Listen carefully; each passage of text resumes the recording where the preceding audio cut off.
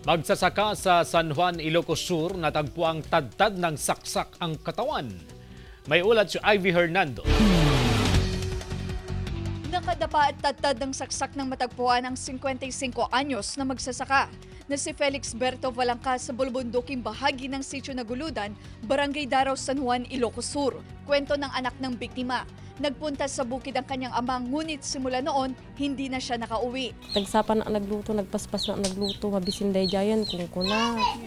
Hindi amalata maura yun. Hinanap nila ang padre de pamilya hanggang sa makita nila ang kanyang bangkay malapit sa creek.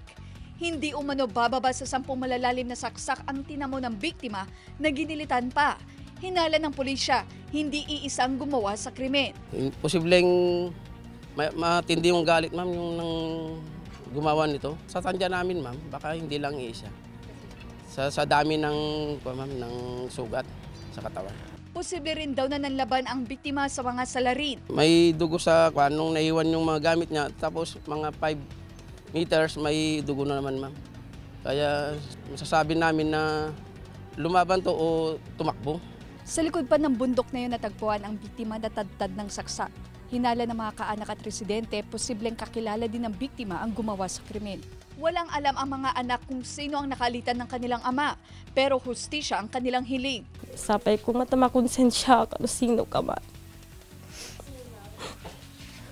Tamay ka matustisya, di ba nakaramin mo kung tatang me. Kasama si Norman Racca, ako si Ivy Hernando, naghahatid ng Balitang Amyanan.